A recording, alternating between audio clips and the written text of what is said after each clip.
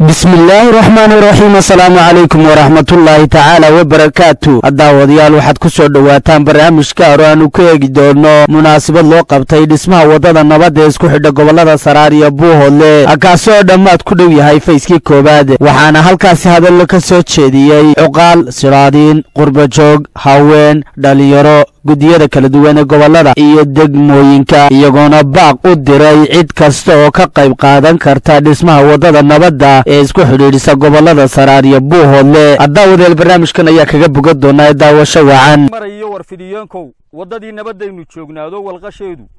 waa tii wadaamago ka dhacdo wajigii xigay baan isugu nimiyo wixii soo kordhaynu eegayno wataa wacane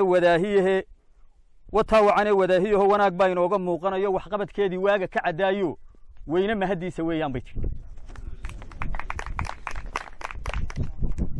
wahsi iyo walaaca kii qabay wadaanu dhisaynaa waali la ahayde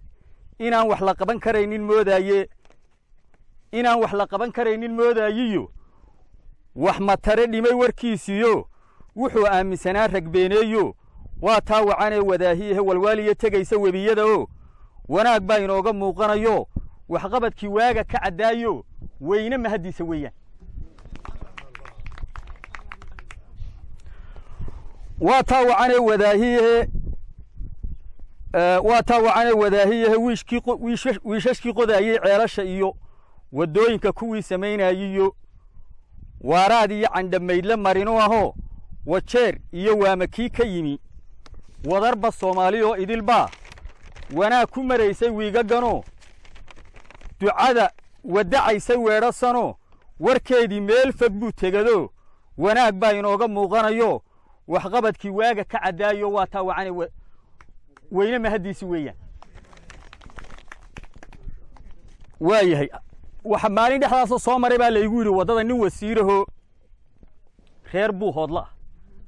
wadada cusub oo wax qabadkan laga qabtay buu maray ninkaasi wuu ku farxay wadada warbixinna Buuhoodle iyo deegaanka qorlugud anigu ma araga sida aan wararku igu soo gaadheen wuu sheegay marka ninka waan ku yar xusay halka aragtida la iga siiyay wasiirkii maray wadada aragiyo warkeeda Buuhoodle gaarsiiyo wax qabad baa loo gudoonsadado wada jir baa hawshan loo qabano walaalays weeye wada dhalado walaalays weeye wada dhaladkii warxuma tashiilku kala weecsho waswaaska ka saaraysa wada noolkii waqii abid guriga wada yiila wiil iyo abtigii ahaan jirado wax wacan baa inooga muuqanayo wadadani tii nabadda weeyaan bay tii qabtaba darbaa mudano wanka iyo tuuga soo gala bay tii waqtigoodii kuwaa soo jaray kuwaa waqafka wadada ku baxshe waxa lacag gelaysa soo diray wadada wiilasha wanaajinaya warmaha la dhacaya buuraha hablahan weerane waxay haysteen iyo wadada gelinaya dahabkii hablahan weerane waxay haysteen iyo wadada u gadaaya dahabkii wadaha biya waraabinaya uu Muuse meesha kaga tagay walaqadka carbooshe uu dhalay iyo walaalka Ibraahin iga mudano weynuhu waayaha u kaadshe wankiina injineerkan weeyaano wuxuu ka qabtaa wadada sugano wadadani siday ahaanaysiyo waaniya talabayna siibaan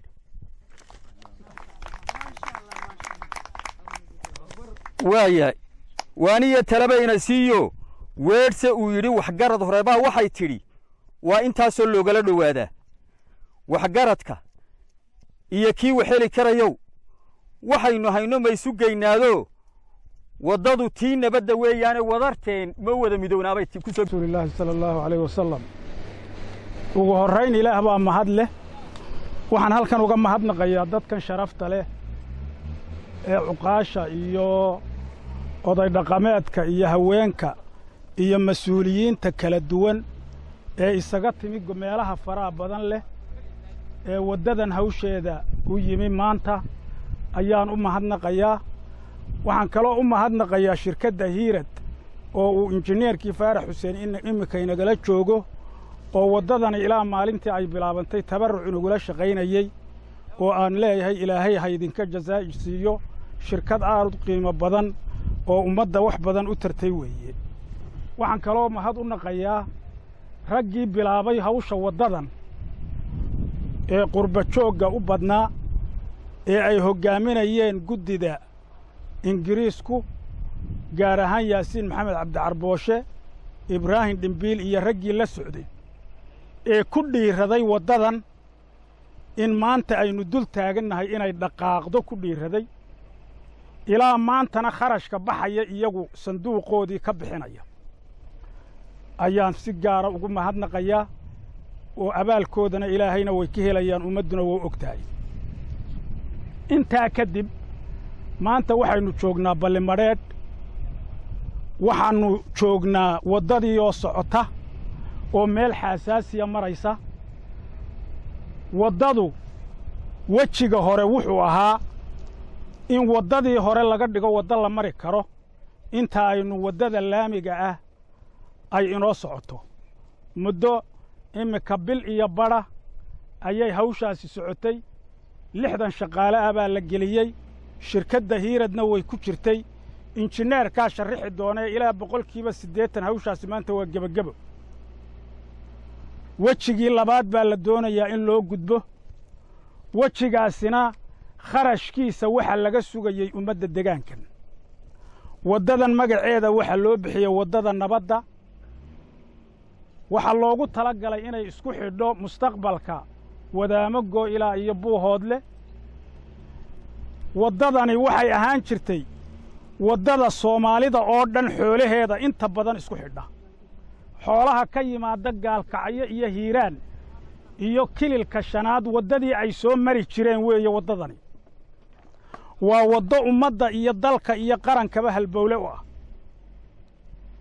waddadaasi waxa keenay maanta marxaladdan gurmadka ah waxay qarka u gaadhay inay xidhanto maanta ilaahay mahaddii fayskii koowaad waa taa lagu guulaystay dhaqaalaa laysi saaray dhaqaalahaa waxaa loo qaybsaday gobollo iyo degmooyin caalamka oo dhan dadka jooga ee u dhashay degaankan ee muxsiniintahay inay ka soo qayb galaan baa go'aanku ahaa intaannu ka war hayno ingiriiska si wanaagsan baa hawshaasi uga socotaa waxaannu ugu baaqaynaa dhammaan jaaliyadaha kale oo dhan yurub iyo maraykan iyo waddammada carabta waxaannu rajaynaynaa in dad badan oo qaaliya oo qiimo badan oo muxsiniina ay joogaan dhulkaa hawshana ay ka war hayeen isla markaana ay jiraan dad wax bilaabay waxaannu maanta halkan baaq uga diraynaa hawshaasu inay maanta la bilaabayo wejigii labaad oo wadaamago ka soo bilaabmi doona dhowaan waxaanu ku xidhan yahay kharashkii innaga laynaga sugayey bay hawshaasi ku xidhan tahay waxaannu u baaqaynaa in degaan waliba iyo dal walba iyo qaarad waliba is-abaabusho guddi samaysato qorshaha waddadu waxa weeye in boodh loo samayn doono dhowaan laakiin inta ka horraysa dal wal iyo gobol wal iyo degmo waliba ay iyagu guddi samaystaan oo dhaqaalahooda urursadaan marka boodhka la sameeyana ay cid waliba ku wareejiso mahadaan la soo koobi karin allaale subxaanahu wa tacaala isugu keenay ballimadheedh ikhyaar waxgarad culimo mudanayaal marwooyin ilaahay baa isugu keenay ballimadheedh halkaasoo ay ka socoto shaqadii waddada haddaynu camalkaa inoo qabsoomay iyo hawshaa inoo dhaqaaqday iyo waxqabadkaa aynu ilaahay ugu mahadinno waxaad ogaataan in ilaahay inoo siyaadinaya aynu alxamdulilaahi rabbilcaalamiin horta dhahno ilaahay baa mahaddaa iskale waa tawfiiq min allah wakhtiyaa jiray badan oo laga hanti badnaa xilligan oo laga qaadhaan in la helo qaadhaan wanaagsan ay ka habboonayd laakiin tawfiiq lama helin maantuunbaa ilaahay tawfiiq keenay allah subxaanahu wa tacaala ayaana mahaddaa iska leh sidaa daraaddeed wacdi iyo warbixin labadaba waa la dhameeyey waxaan halkan baaq uga diraynaa dhammaan degaamada qoorlugud wadaamago labada degmo qurba joogta tan iminka aynu arkaynana dee qofkii soo maray waa garanayaa maalin dhoweyd baan maray wallaahi keliyii baan habeen ka seexan waaye oo dhibaateeda waynu aragnay taa markaan dhibaatada waddada halkaa kaga dhaafo marka ugu horraysa ilaahay ha u dembi dhaafo ninkaa jindheerka ah ilaahay baan u baryaa ilaahay inuu dembi dhaafo maalkiisii iyo naftiisiiba lacag la qaatay qiimo ma leh waa kaa u huraya innaguna waxaynu doonaynaa inaynu u horro mid qurbo jooga iyo mid dalka jooga iyo mid dabadda joogaba anigu waxaabaan jeclaaba dadka dhifaydh in loogu dhifto wixii wax garadee wax haysta ee aan waxbaba haysan qaar waxba risiqa ilaahay baa bixiya ilaahay baa keena risiqa oo ilaahay baa bixiya markaa waxaan jeclaan lahaa iyadoo dhifaydh ba laynoogu dhifto oo midirkii uu sheegay faarax laynooguba dhiftaa waan jeclaan ba lahaa anigu oo raalliba ka ahay annagu haddaan noo wadaamago ma qaadhaan xumin mana dabeecad xumin waana ismaqallaa ismana oo dadka isxumeeye ma nihin annagu wax allaale wixii nalagu xukmaa waxaanu nahay mustacid waanu bixiya diyaar baanu nahay inta kaarta iyo qorilugud ka hadhay ayaa u hadhan waana la mari karayaa waxaanaynu rajaynaynaa insha allahu tacaala iyadoo oo roobku da'ayo oo daadku soconayo meel walba buuxdo in laga gudbi karo ballimadheedh iyo kuwan kale ee la mida ciidaana aynu u tarin karro ayaynu samayn waxaa ka mid ahayd qorshaha waddada in dhallinyarada jiidda la tareengareeyo in loo tababaro qaabka waddadan looga shaqayn karo qaabkan waddadan haddii la yidhaahdo iyadoo laamiya ha la waajaho oo wax waliba yaaliin oo caratuur yaallo dee lama gaari karo wakhtigeeday leedahay waxaa la yidhi sida ugu fudud iyo aqoonta ugu fudud aynu ku gaari karro waxaa la yidhi hala tababaro training dhallinyarada mar weeyaane shaqaha u noqoto marka labaad weeyaane ha tababartaan marka saddexaad weeyaane waddooyinka sidii looga shaqayn jiray ingiriis markuu inaga tegey 100 sannadood inka dhowdhow ina haystay waddo waliba hadday tahay xeeb iyo hadday tahay ilaa kilarka shanaad meesha ugu shaysa iyo hadday ilaa sayric iyo xaafuun hadday tahay waddo walbana waa la mari jiray xilli walbana waa la mari jiray qaabna waa loo mari jiray qaabka aynu adeegsanaynaa waa kii ingiriisku ka tegey ayaa xaqiiq ahaan aynu adeegsanaynaa oo aynu ku soo noqon taa ayaa la bilaabay 60 inan baa waddadii loo qoray 4 meelood baa loo qaybiyey 4 meelood ee loo qaybshay wadaamago ilaa qorilugud baa loo qaybiyey 4 meelood ee loo qaybshay wax cajiib ah oo ka soo baxay runtii waxaanan dee aniga ninkayga odaygii weyni iminka wax 40 sano ku dhowdhow wadooyin waddo uu ku dhex jiray weli maan arag xaqiiqda dhabtaa weeyaan wallahi inaan weli arag inta in leeg training yar baanu siinay maalin kaliya dad sidaa u shaqeeya oo dhagaxa inta leeg iyo dhul buuraha inta leeg gacan ku baneeya wallahi inaanan arag inta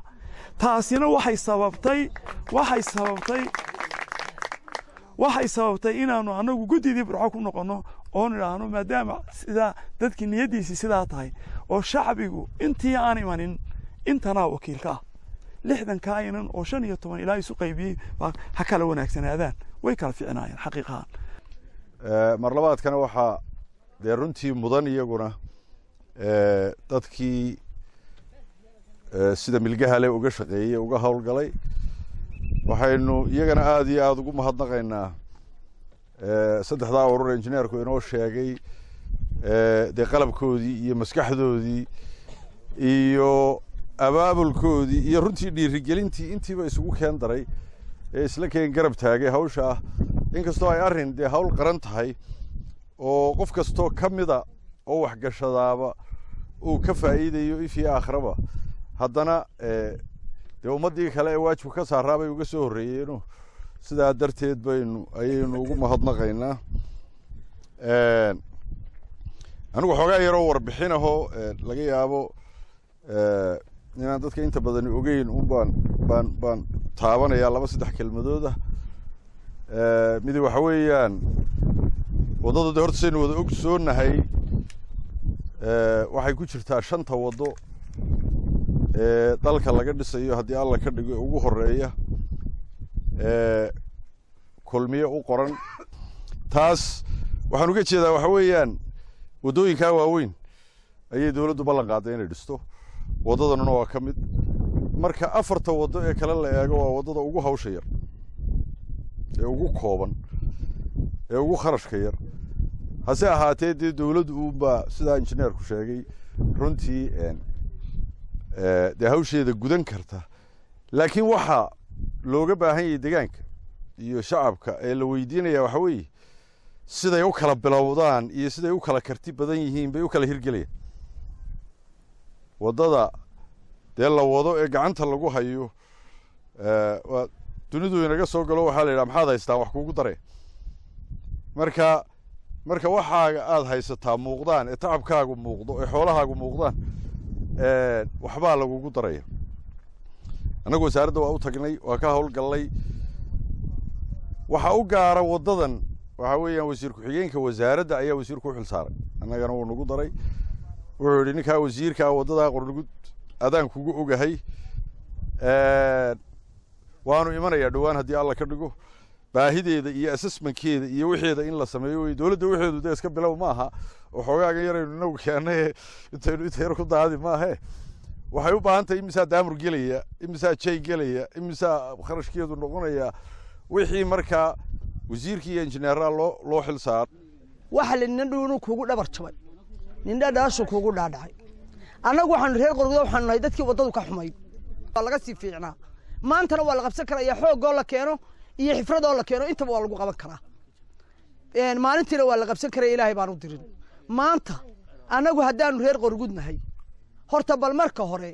marka yaga hore maamul ma lihin waxaanu nahay dad awdan oo dhagaha iyo indhaaba ka xidhan oo aan maamulba lahayn waa maamulku waa ka dawladda iyo ka dadweynaha mid walba waxaanu uga dhaga xidhannahay waxbaanu eeganaa waxa aanu eeganaynaa dee waxa weeye raggu inuuna abaabulo oon horkac aanu doonayna dumar baanu annagu nahay intii dumarnimo qaban jirtay guriga hoostiisaana loogu talagalay in kaloo ka badan baanu qabanay waxba annagu yaanan haddaba isfaaninin ragga iyagina waa noo joogaa waanu garab taaganahay imaka haddeer waxaa jirta hay'adda keer inay haddana tiri 120 qof baanu idiin qoraynaa 120kaa qof 5 guddiya baana loogu qoray 5tayadii guddidaha qaarkeed way joogaan 120 qof waxaanu gashanaynaa waddada waana la qaban karaa imakana annagu waxaanu dhigaynaa wixii ilaahay noo diray annaga iyo ragga iyaguba waanu qabanaynaa wixii ilaahay noo diro waxaa timi lacagta waar annagu lacagta cidna baryameyn reer qorgud haddaanu nahay 25,000 dollar ee lagu waray waanu bixinaynaa si kastaba aanu bixinno nin xoolo keena iyo nin lacag keena intaba waanu bixinaynaa baryina mayno waa naga badiyaa waanaanu ku dhaqsanaynaa haddii ilaahay yidhaahdo waddadaa ha la helo madowgii ha la saaro sanadka iyo 2 iyo 3 waxaanu kala u ducaynaynaa ninka injineerka ah ninka faarax injineerka ah iyo shirkadihiisa ba waanu ducaynay shirkadiisa haddaan ninku la qaban qaabin halka kan maanta waxaynu isugu nimi arrinta tan waddada ah muhiimadda ugu weynina waxa weeyaan in aynu warka xaaladdu halka ay marayso aynu gaadhsiino dadkeenni meel kastaba ha joogo wixii kale dheeraade wax ku darsanaya ee ilaahay ugu dhowaanaya iyagay jirta laakiin dadkaynu warka u diraynaa waa qof kasta oo caalamka jooga oo degaankan ka tirsan oo rag ah oo dumar ah oo waayeel ah oo dhallinyaro ah ayaanu ma garanaysaa halka kan uga gudbinaynaa in ay hawshaas ka qayb qaataan oo qayb libax ka qaataan waxaana kale oo sidii raggii hore yidhi aanu mahadnaqaynaa raggii bilaabay arrinta tan anigu su'aal baan weydiiyo weli waa laygu haystaayoo haddaa lay sheegayo lalahaa waanu xusuusannahay wixii aadna tidhi waxaan ku idhi maalintii shirkii hargeysa aynu isugu nimi war meesha malaami baynu ka dhigaynaa mise carratuur baynu ka dhigaynaa amanaya waxaanu nahay xildhibaan golaha deegaanka buuhoodla haddaanu nahay qorlugud marka hore waxaa naga diyaara ilaa 80 ilaa 100 nin oo xoog leh oo waddadaa gelaya bisha 3aad 100 ilaa 80 nin oo gelaya ilaa kaartada ilaa qorlugud waa naga diyaar hawshoodiina waa u haynaa waa diyaar qodobka labaad lacagtii la saaray ee la saaray $25,000 bisha 3aad sanduuqa waddada waa ku soo xaraynaynaa insha allah haddii laga horraanteedii insha allah xildhibaanadu waa qorulugud iyo wadaamaga waddada ka dhexeeya waxaanu nahay 9 anuu maanta waxaan bartan kaga baaqayaa $500 oo waddada ah anaa xildhibaanada horaan qaadaya oo waddada ah anoo ka tirsan qaybta qorulugud hadalkii dadkii horaa wada yidhi in lagaga daba tuntana maaha intii ay yidhaahdeen baan la qabaa hadday duca tahay iyo hadday hambalyo tahay waxa uu meesha muhiima baaqan aynu dirayno inaynu nidhaahno ka kacay haddaad gudaa tihiin iyo haddaad dibadda tihiinba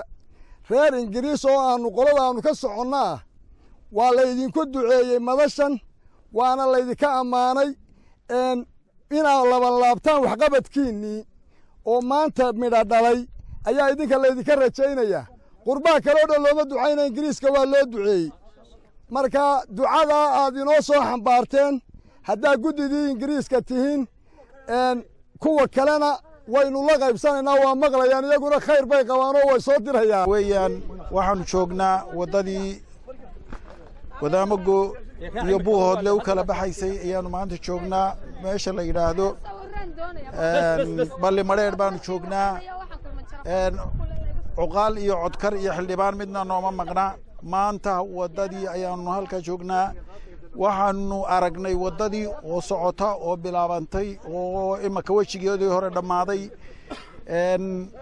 qaylo dheer iyo qaylo gaabanba waxaanu gaadhsiinaynaa dadka waddada u ehelka ah ee deegaanka ah ayaanu gaadhsiinaynaa in tacabkoodii muuqday aanay kala hadhin kordhiyaan ayaanu qaylo dheer u muujinaynaa waxaa kale oonu halkan gubaabinaynaa dawladdu waxay ku dhawaaqday wixii wax qabsaday inay ugu darto waanu qabsannay waanu qabsannay haddii dad wax qabsan dawladdu wax ugu darayso annagu waanu qabannay marka ugu horraysa anigoo ku hadlaya magaca qurbajoogga kana mid ahaa dadkii fikraddii ka dambaysay maskaxdii ka dambaysay raggii aan ka mid ahay aan ka joogo maanta oo ay ugu horreeyeen fikradihii markii hore la soo jeediyey yaasiin maxamed xarbooshe ibraahim dhimiil cali cabdi iyo axmed siciid bootaan iyo anigoo cabdillaahi salaam xaaji maxamudoo u jooga maanta qurbajooggii waxaan maanta idiin sheegaynaa qurbajooggeenna haddaad tihiin in wixii aynu ku baaqaynay iyo maskaxdii fikradda aynu gelinay maanta inay noqotay wadda dhaba markii hore waxaa naloo arkayey dad waalan inaynu nahay laakiin waxaynu noqonnay dadka maanta miyirka qaba inaynu nagu nahay anigoo ku hadlaya qurbajoogga dibadda dalka kaga maqan wuxuu yidhi anba faydnay waxba hay farin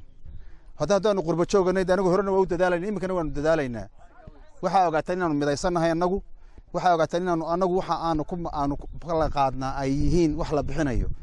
taa aynu maanta maraynana de waxay ogaagii naga soo gaarina way isla ognahay de way iswada ogna waanu bixinaynaa waana la sheegay waxa haddii lagu sheegana waa la isheelaa haddii lagu sheegana waa la isheelaa haddii lagu sheegana waa la isheelaaye hortana sheegtay laakiin wayse sii sheegaynaa waxaanse idiin sheegaya qolqoljooggow kaalintiina barnaamijka taayada waa buuxdaa waana buuxsamaysaa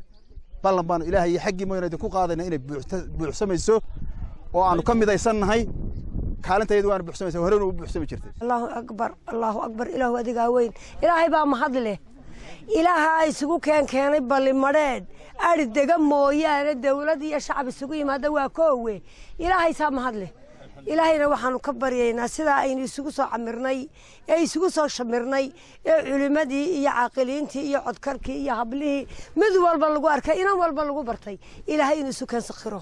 hawshana inoo fudaydiyo ilaa raxmaana maalik alquduus intaasaynu ka baryaynaa aamiin waxa weeyaan aamiin waxaan ku darayaa in yar waan soo gaabinaya waa ka raggu gurguuranaya gaabiya leh ragga annagu waanaanu dhalaa waanaanu dhisnaa waanaanu u tunnaa laakiin hadalka iyaga way yaraa dibba u yar reebaan libtana annagunba wakaa annagu waxaan nahay hablaha qorlugud hablaha guntiga ilaahay subxaanahu wa tacaala u diray dawladdana u diray shacabkana u diray ciidana u diray ayaanu nahay hadday gurmad xaggaasa tahay inkastoo hadalka aan yar dadayo iyo hadday gurmad soomaaliya gunteeda tahay mid walba hablaha taagan baanu nahay dawladda muuse biixe uu ugu sarreeyo waxaan leeyahay muuse biixow madaxweynow weynay wasiir waddada yaanaa waayin ilaah baan kugu dhaariyey yaan axdiga ku qabanine